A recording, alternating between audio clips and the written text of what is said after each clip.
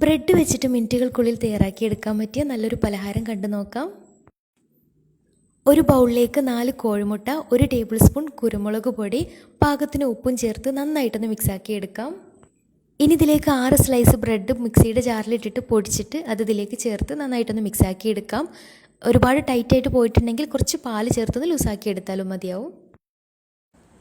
ഇനി ഒരു non സ്റ്റിക്കിൻ്റെ pan സ്റ്റൗവിൽ വെച്ചിട്ട് അതിലേക്ക് കുറച്ച് നെയ്യൊന്ന് ബ്രഷ് ചെയ്ത് കൊടുത്തതിന് ശേഷം ഇതിലേക്ക് ബ്രെഡിൻ്റെ മിക്സ് ഇട്ടിട്ട് ഒന്ന് സ്പൂൺ വെച്ചിട്ടൊന്ന് ലെവൽ ചെയ്ത് സെറ്റാക്കി എടുക്കാം. ഇനി ഇത് അടച്ച് വെച്ച് ലോ ഫ്ലെയിമിൽ ഒരു 5 മിനിറ്റ് വെച്ചതിന് ശേഷം മറിച്ചിട്ട് കൊടുക്കാം. എന്നിട്ട് മുകളിലായിട്ട് പിസ്സ സോസ് സ്പ്രെഡ് ചെയ്ത് കൊടുക്കാം. വീട്ടിൽ തന്നെ ഉണ്ടാക്കിയെടുത്ത പിസ്സ സോസാണ്.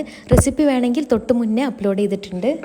ഇനി അതിന് മുകളിലായിട്ട് ഗ്രേറ്റ് ചെയ്തിട്ടുള്ള ചീസും കനം കുറഞ്ഞ നീളത്തിൽ അരിഞ്ഞെടുത്തിട്ടുള്ള സവാളയും ക്യാപ്സിക്കം കനം കുറഞ്ഞ നീളത്തിൽ അരിഞ്ഞെടുത്തിട്ടുള്ളതും ഉപ്പും കുരുമുളക് പൊടിയും മഞ്ഞൾപ്പൊടിയും മുളക് പൊടിയും സോയാ സോസും ചേർത്ത് ഫ്രൈ ചെയ്തെടുത്തിട്ടുള്ള ചെറുതായിട്ട് കഷ്ണങ്ങളാക്കി ഫ്രൈ ചെയ്തെടുത്തിട്ടുള്ള ചിക്കനും കൂടെ വിതറിയിട്ട് അടച്ച് വെച്ച് ഒരു 5 മിനിറ്റ് ഒന്ന് വേവിച്ചെടുക്കാം. ചീസ് ഒന്ന് ജസ്റ്റ് മെൽറ്റായിട്ട് വന്നാൽ മതിയാവും. നല്ല ടേസ്റ്റി ആയിട്ടുള്ള സിമ്പിൾ പലഹാരമാണ്. ഇഷ്ടമായ ലൈക്ക് ചെയ്യാനും ഫോളോ ചെയ്ത് സപ്പോർട്ട് ചെയ്യാനും മറക്കരുത്. താങ്ക്